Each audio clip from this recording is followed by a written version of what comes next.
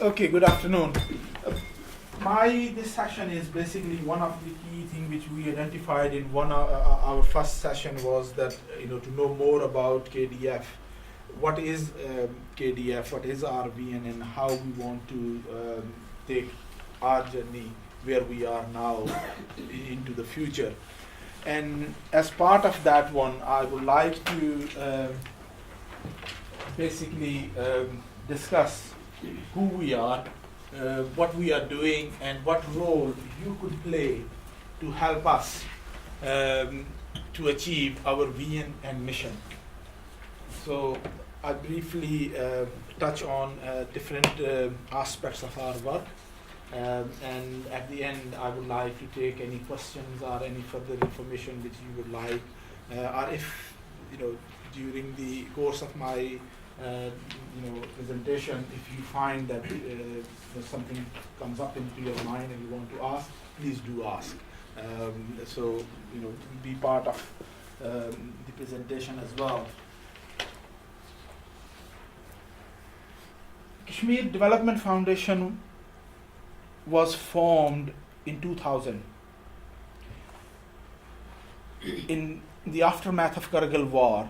When the Kargil conflict happened, I don't know whether every one of us are aware of the Pakistan military has taken adventure and then they launch into the Indian administered part of the Kashmir in the Kargil heights in the Ladakh region. As a result, there was a configuration, and obviously there is a lot of displacement happen across the line of control. So one of the major displacement which happened right from the Punch region till Bhimber. So at that time, our volunteers got together and we started helping people displaced in Smani sector, particularly in Bhimber and Smani sector. So as well as then we progressed to support people in the Punch sector as well. But predominantly it was in the Bhimber sector. And once that tension eased and situation got a bit better, the people who've been engaged in the relief and rehabilitation, predominantly relief work of the internally displaced people, we thought that how can we continue that humanitarian action? And as a result, Kashmir Development Foundation was formed in February 2000.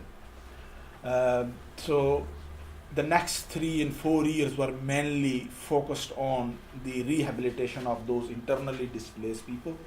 We had a free ambulance service. We worked in partnership with different medicine companies and hospitals and staff. So we arranged a lot of, particularly in the medical field, and then in education, followed by helping people to establish their small local enterprises by training particularly women in entrepreneurial activities and local self-generating activities within the district Bhimber. So that was our predominant area of the work at that time.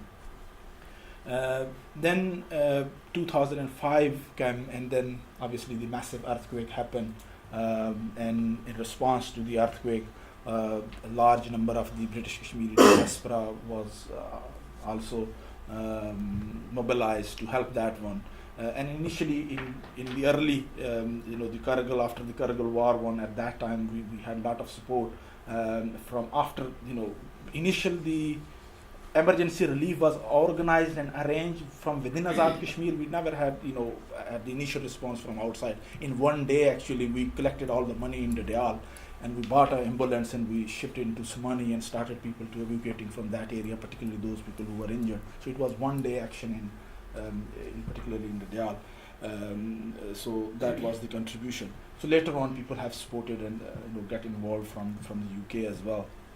So that's the from the 2005 and 2010, that was the journey. And then in 2006 we basically registered in the Security and Exchange Commission of Pakistan under the Section 42 of the Companies Ordinance as a charitable company, and similarly in England in the Company House as a charitable company.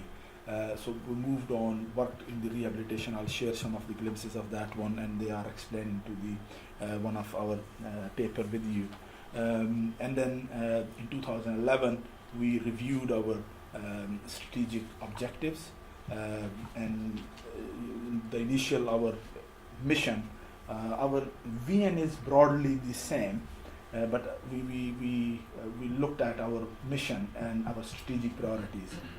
So we have employed a external consultant to help us to formulate our business plan. We did similar exercises. We went out to the communities, and I sent you the report of our workshops as part of your email. So you can look at that one that we have consulted. We identified what we need to do, how we need to do, and we then formulated our strategic business plan.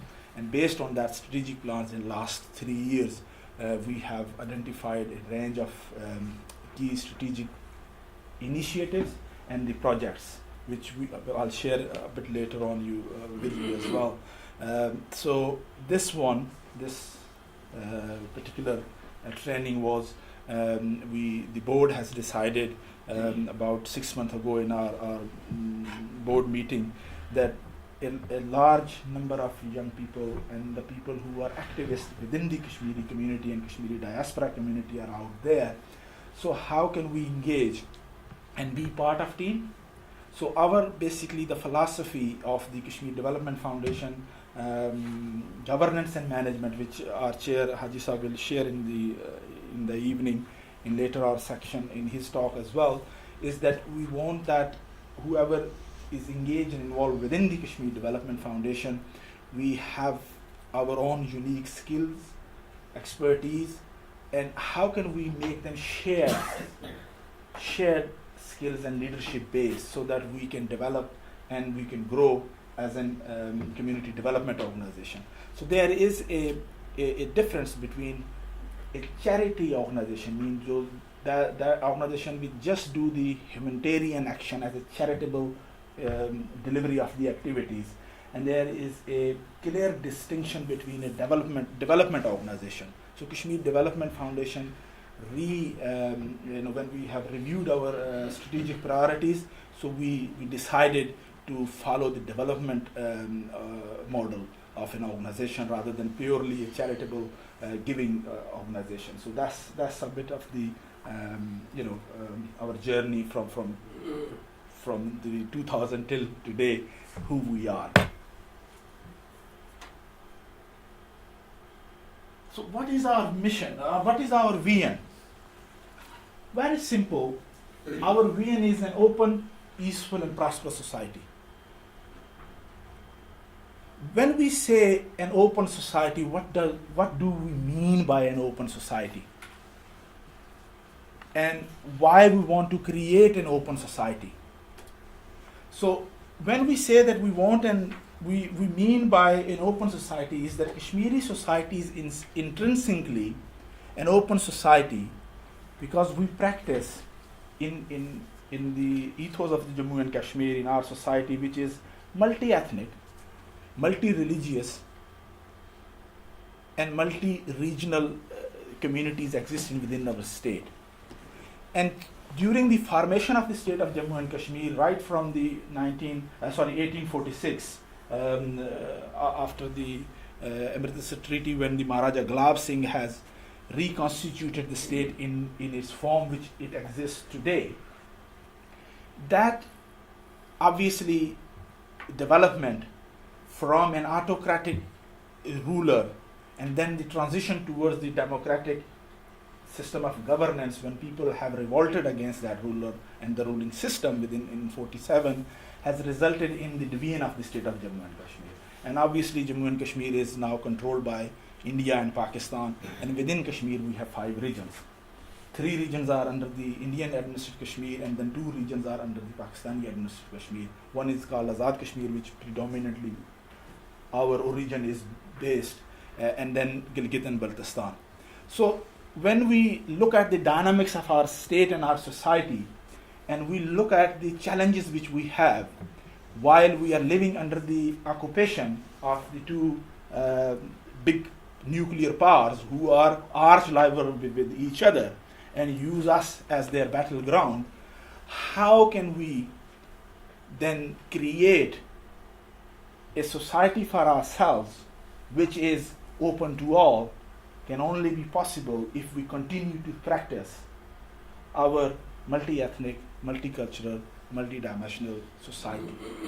So that's why we say that we want an open society, which is open from the influence of the outside powers who controlling ourselves, because they have closed, they have enclosed us in a circle. So in a way we want to open up that circle, which is controlled currently by Indian and Pakistani narrative.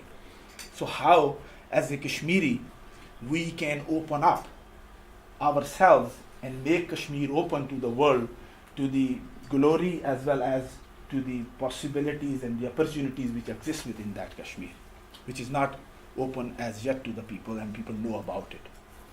When we talk about a peaceful society, so what do we mean by a peaceful society? A society where right to life, liberty and security of a person is not only guaranteed but also respected, which is not at the movement. We have 700,000 Indian troops stationed in Kashmir, in the Indian administered part of Kashmir, and we have 300,000 Pakistani troops stationed in Pakistani administered part of Kashmir. So another day, when on a similar meeting we had in London, where I've been invited one of the speakers, and the topic was that how it basically was on a similar meeting we had in London, where I've been invited one of the speakers, and the topic was that how it basically was talking about the conflict region of all different parts of the world. So it is, you might have heard the terminology of state and non-state actors. The non-state actors, like in Syria we have ISIS, we have the armed groups, the militant groups, and all these kind of things. So they say that non-state armed groups, yeah.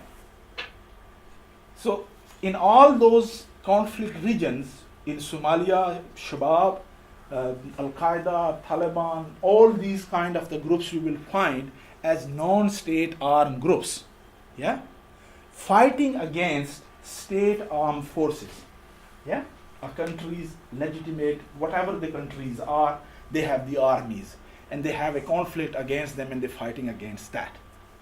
What makes us different in Kashmir, that we, the people who live in Kashmir, there are non-state groups and there are non-state troops. Because both the Indian and Pakistani armies are not state armies. They are non-state groups, and then we have non-state troops stationed in our state, which have rivalries between themselves, nothing to do with us, but they control our lives.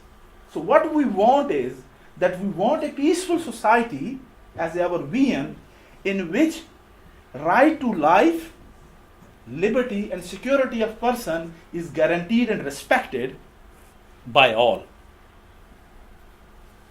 Not necessarily we saying that it will happen when both India and Pakistan armies or troops go out of the Kashmir. What we are saying is that while they are there, it is our right to have right to life, security of a person, and liberty.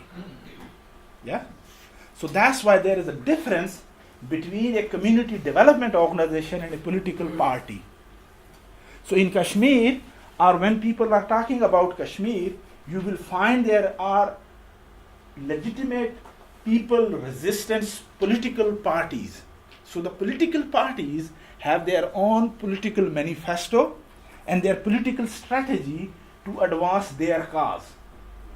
And being an NGO, non-governmental organization, as a community development organization, we might have similar aspiration and ideals, but our strategy and our approach to our vision to achieve our vision must be based on civil development and human rights.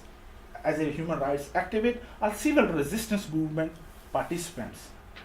So that's we need to differentiate ourselves, that how we can differentiate between the genuine political parties who are working for the rights of the people as part of their political program, but as a Kashmir Development Foundation, our approach and our strategy is for the community development, whether Kashmir is independent or is under the administration of currently India and Pakistan. We have to work through that system to empower our people. So that's why we want a peaceful society. So what do we mean by a prosperous society then? And whether a prosperous society possible in the situation in which we are in a conflict zone under the occupation of 2 or 3 outside countries. And how, as an organization, we can work towards that prosperous society. So by saying that prosperous society, a society where everyone has an equal opportunity for socio-economic development and freedom to trade across borders and continents, which is currently not the case in case of the Jammu and Kashmir. We have limited opportunity of cross-LOC trade where we share our products, where we share our natural resources to trade on a very limited list of 16, which is 16 items, which is now reduced to 8 in practice. So how in that environment we can help and sustain our economy to develop our people in such a way that we do not remain as passive recipient of humanitarian aid or charity of the people, rather than be partner in the progress and be part of the development through trade and commerce. So that's the difference between the Kashmir Development Foundation approach and strategic priority as a development organization rather than as a charitable organization who just continue to reinforce the existing systems which actually make us passive recipients of the humanitarian aid. So we want to transform this into the active partner into the development through trade and enterprise, which I will share with you as part of our strategic priorities a bit later. So in this whole, how can we achieve this vision? So to achieve this vision, obviously we need to have a mission. Yeah? So this is the overall vision which we have: a peaceful and open, a peaceful as a prosperous society. And to achieve that, Kashmir KDF exists to empower the voice of the people of Jammu and Kashmir and the Kashmiri diaspora in the UK, Europe and elsewhere. What does it mean when we say a very simple, short, sharp mission to empower the voices of the people of Jammu and Kashmir? It means that in all those sectors which I have just talked about, to realize our vision, we need to empower our voices. It means that when India and Pakistan have a trade talk between themselves, are we part of that trade negotiation and agreements between India and Pakistan? When India and Pakistan talk about, or international community talk about, overall human rights and human development, or environmental concerns, or any aspect of the human development as part of the United Nations Human Development Goals, which is previously called Millennium Development Goals, and now they will be next 2015 plus development goals, how our voices are included in that dialogue or that process. So that's our mission. Yeah? So we need to recognize that each one of us has specific and special qualities, expertise and aspirations. Not necessarily that we have everything in our hand, but we have the aspirations. So depending upon our areas of work, how can we work through that system to empower the voices of the Kashmiri people? And that is our mission. So when we have this mission, we will look at that, what we do to achieve or deliver that mission. We do the public policy advocacy, means that we want to influence the existing within the state as well as within the UK. It is not all about in Kashmir, but in the United Kingdom, where we are one of the largest black and ethnic minority communities. Within the Muslims, if you take as a whole, every 4th person is a Kashmiri in origin within the UK. Every 4th Muslim in the UK is a Kashmiri.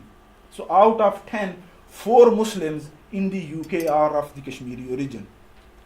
But is anybody or do people recognize and realize that way? And what specific issues and challenges we have on that because of our ethnic origin? And whether our issue, is on the agenda or in the wider scope or wider horizon or not. That is one of the challenges. So that's why we look at public policy advocacy, and then we look at the community development and peace building and conflict transformation as part of the process which we are engaged in. And I'll share you with some of the highlights of that one, what we do in that area. And training. So training is part of our own capacity building, as well as we want, as part of our process, to support other Kashmiri origin or other BME origin organizations to be part of this journey with us. Because leadership is not that what you do yourself.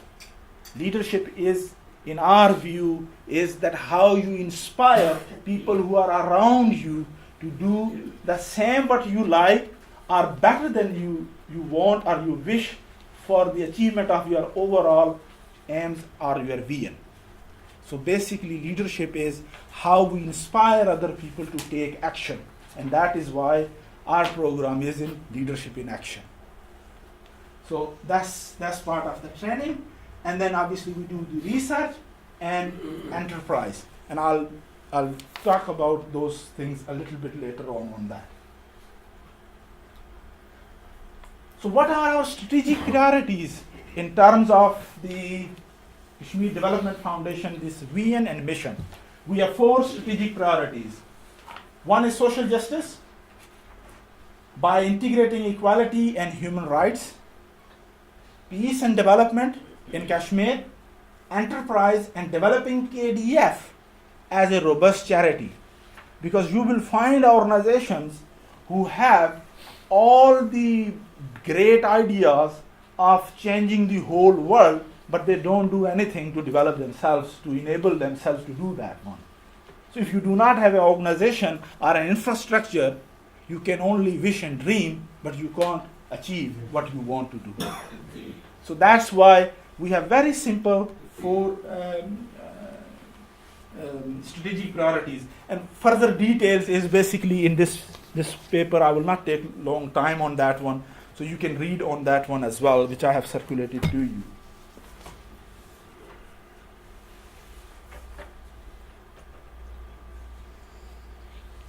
I've touched on basically briefly, and this is the timeline of how KDF has developed, key milestones.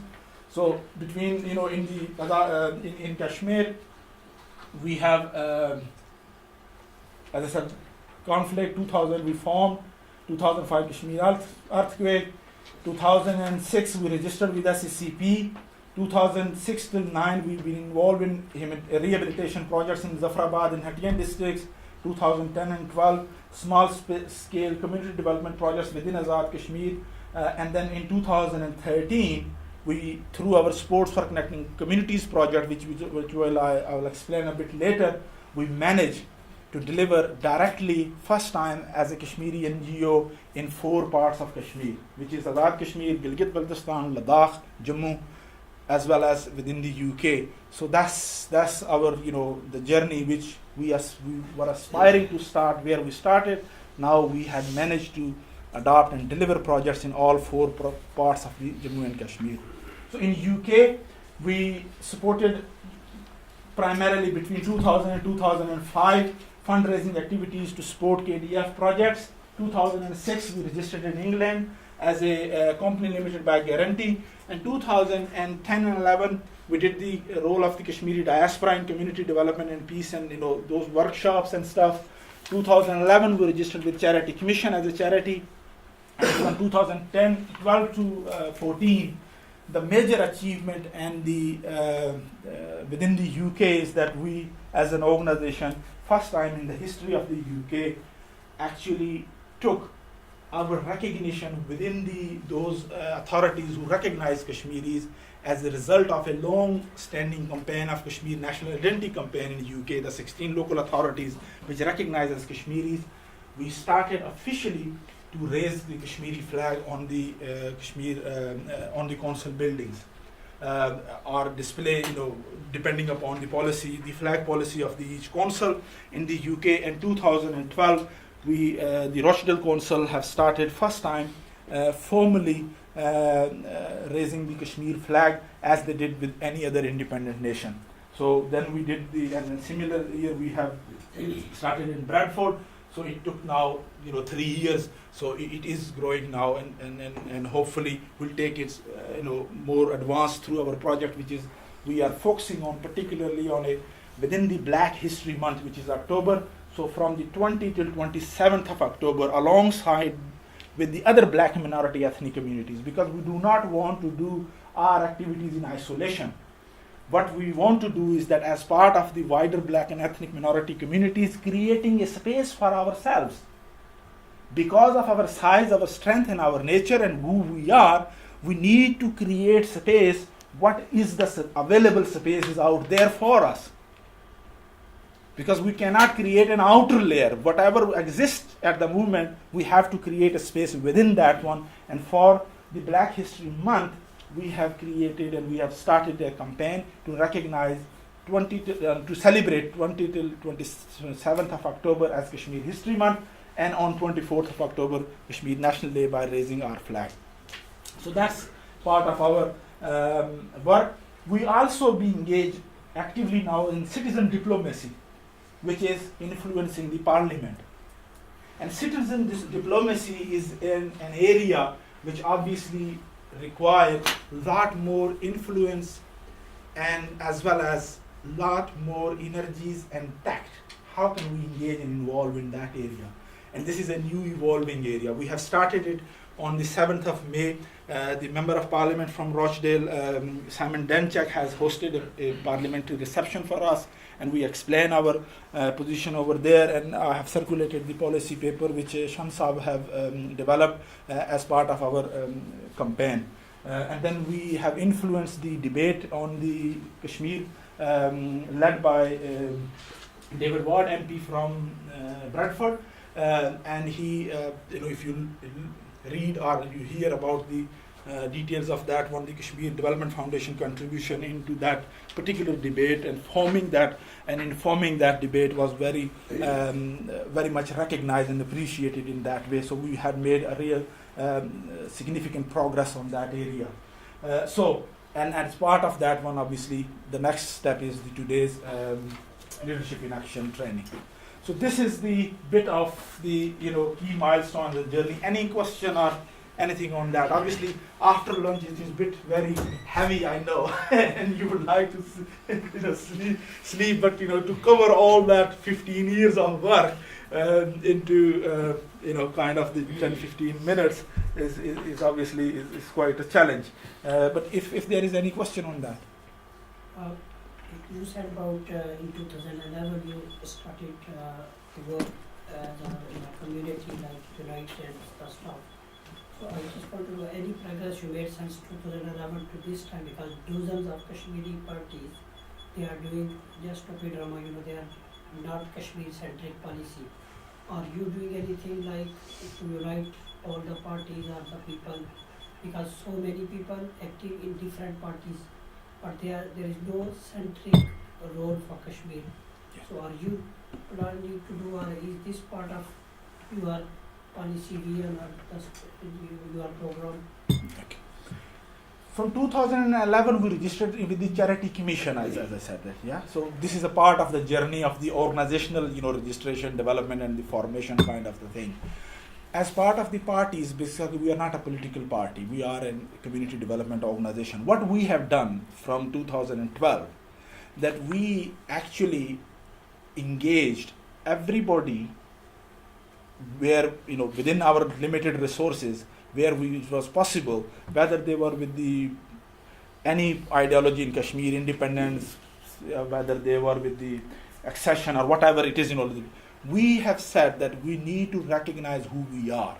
So the biggest achievement which we have done is that recognizing our flag and raising the Kashmir flag in the town which we live in.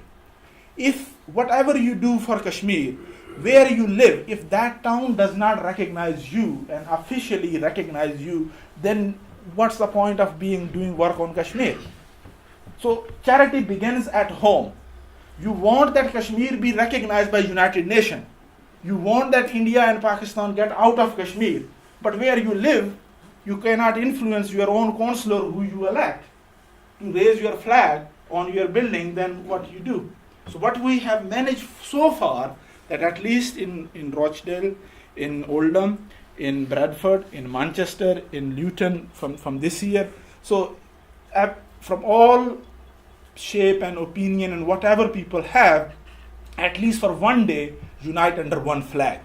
And if you can look at this, obviously, inverted commas, the Million March, the impact of our campaign is that you can look at that whatever it is overall outcome or aim was, whole of the people in the UK came under one flag, which was the flag which we inspired people to get united under one. So you can look at in last 3 years of our that, because you can only inspire people by giving them a vision and then see how they act. And as far as our the initiative is concerned, we have achieved the maximum in 3 years, that people are proudly associating and uniting under one flag, no matter what their political opinions are and how political leaders use them or whatever happened afterward. But at least we have managed a step forward on that. Okay, moving on.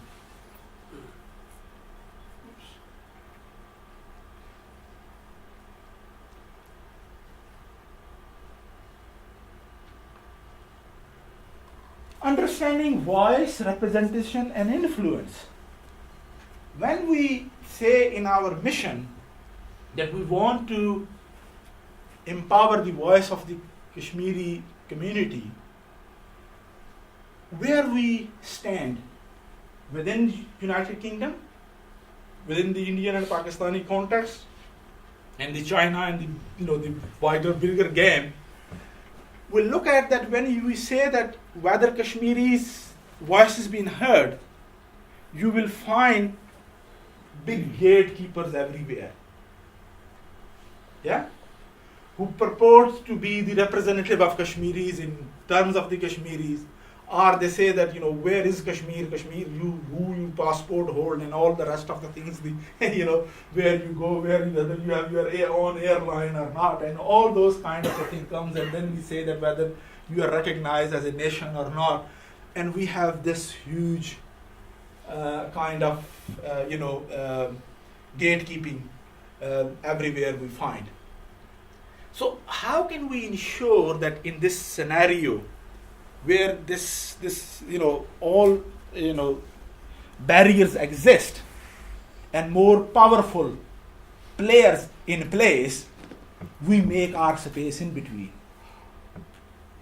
And that is the reason why we are over here, to ensure to skill up our own selves. Unless we take and step up our efforts, nobody can give us space. So we have to be the leader of our own destiny, and that's what leadership is.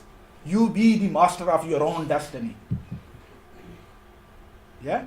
So that's the understanding of that one. And once we decided that we are the master of our destiny, and we step up to the leadership role, then we can influence various sections of the society, and within that one, the public policy and the institutions and whatever, wherever we are.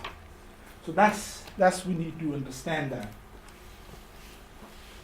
But when we look at that, where we stand, how and at what level we are, there is a huge wide world. You know, if you look at that match, yeah, in England we say that everybody is equal. We are all human beings. The women and men are equal. Whether you are black, whether you are white, whoever you are, we have Equality Act, yeah, and all that. You know, the rest of the things comes into play. But do we really be equal? And whether the systems which exist within the society provide us the equal opportunities? Yeah? So we have evolved. Yeah? For some of them, it is very equal.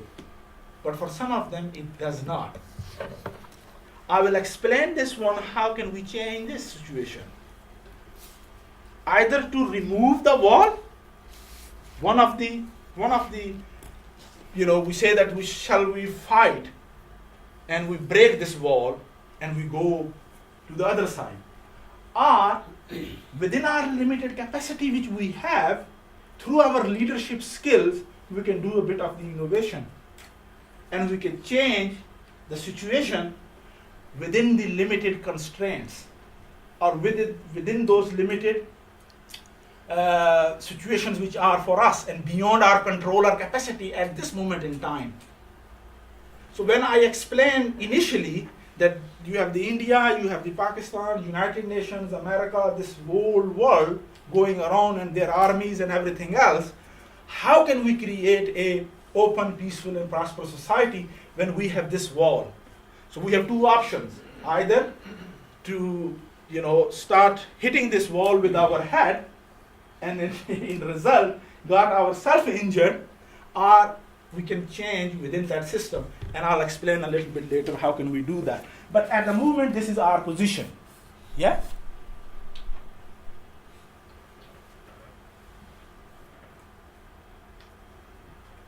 So, both within the India and Pakistan and United Kingdom, if we look at, our position is almost similar.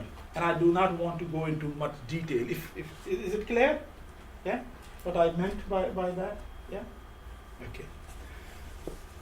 So, what's happening?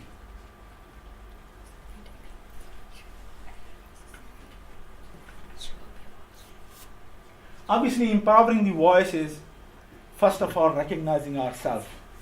And let's see how the institutions recognize ourselves. So this is I think from the light, but this is the Manchester City Council. So this year, the mayor of the Manchester City Council have officially hosted and recognized the Kashmir Day. Similarly, the Lord Mayor of the Bradford, he has officially, as a council, has celebrated and hosted the Kashmir flag on the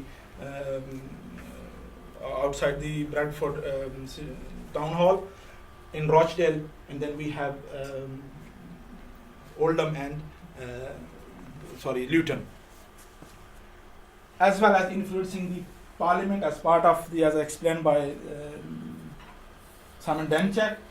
And then India and Pakistan basically dialogue over Kashmir, not with Kashmiris.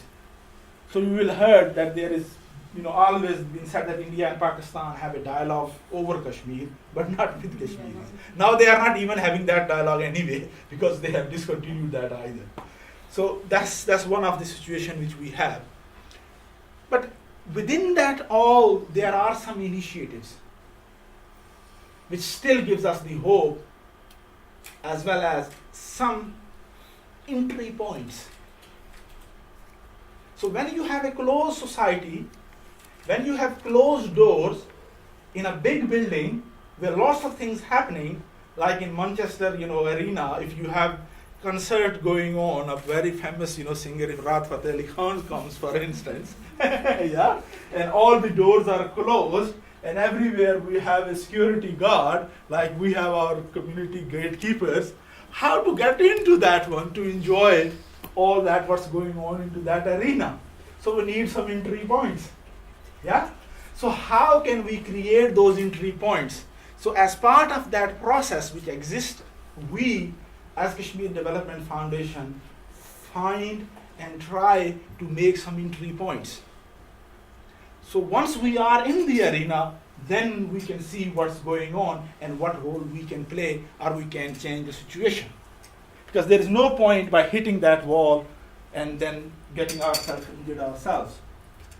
And obviously there is a joint Chamber of Commerce initiative, which is first institution which exists in Kashmir, where Jammu, Srinagar, Azad Kashmir Chamber of Commerces have a joint Chamber of Commerce looking at the cross-LOC trade and development projects.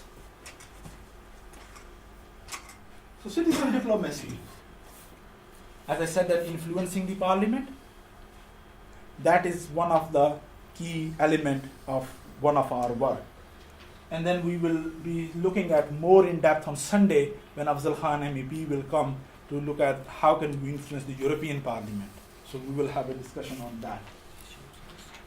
And this was, I was referring to, in response to your question, that when you look at those, how that small initiatives which we took in Rochdale by hosting the Kashmir flag, translated into community to getting under that flag and be proud of and associate with that one. So that's kind of the change which we influence. And this is 2013 in Gilgit. So if you look at that photo, I remember in 1994, I visited Gilgit first time. Obviously there were other initiatives which we were involved in. But when I went to Gilgit, and I went to this same ground in the evening, and I saw the polo match being played over there. And I looked at the people who've been there, and this was the height of inter-religious strife and conflict in Gilgit and Baltistan, where Shias and Sunnis were literally killing each other, because in early 90s there was a movement for political rights, which then turned into, by the controlling, influencing powers, into a inter-religious conflict. So where you have two halal butchers, so Shias can only buy their poultry and meat from the Shia butcher, and the Sunni goes to the Sunni butcher up till that, and they were both basically one from Kohistan and one from Chitral. So the Chitralis were, Shias and the Sunnis, but they're all from. So I don't go into the detail, but that was the height of that situation. And obviously I had then been arrested, get thrown out of the area, and all the rest which comes along with that one. And we were just there, and my only fault, and the group which I was with, we were 5 of our group over there, we went into a Friday prayer, like today we went to the Friday prayers and we could not get out of the mosque, blocked by the others. But what happened is that Agha Ziauddin was one of the most influential, respected Shia scholars and leader of the Gilgit and Baltistan Shia community. And we met him on Friday at 11 o'clock. So we went to, as our pre-scheduled meeting with him at 11 o'clock. And then we have a discussion and all the rest, going along with it. And then the Friday prayer time comes. And like Rashid Munshis today kindly, arranged for us where the mosque is. So rather than we try to find out where we go for our Sunni mosque, because predominantly myself and my colleagues were Sunni, we said that we will pray over here. And it was in last 10 years of, Gilgit Baltistan from 7 years. From 1988, because there was a mass killing and everything else, it was unthinkable that Sunnis can pray Friday prayer behind the Shia Imam and Agha Ziauddin, who is the head of the Shia section over there. But anyway, we prayed over there, and Agha Ziauddin Sahib introduced our kindly. He later on martyred. He was killed just because of his moderate views, and he wanted to reach out and reunite the communities, but he paid his life, as a price with his life. And then we were arrested, and the only allegation was against us that how on earth you went into both the Shias and Sunnis and why you prayed over there. I said, if that's the case, then that's fine. But obviously this is what we found, that what is the entry points where we can reunite and reconnect our communities. Sports and arts.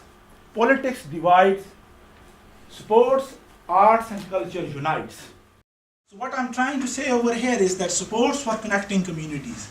So what we are trying to say, referring back to our vision, while those walls exist, how can we create entry points for us? So the colleagues, the vision for this Sports for Connecting Communities project is that, because this is just a start, within the next 3 years, we aspire to organize a cross LOC polo tournament, either in Baltistan, in Skardu, or in Leh. And ultimately, 5 years later, in Srinagar Polo Ground, where Azad Kashmir Polo Association players, Gilgit Polo Association, and Ladakh Polo Association players, and all those teams come over there. So while I was talking about and sharing this vision, and to be honest with you, in this whole project, all the people who got involved in it, they were from all stakeholders.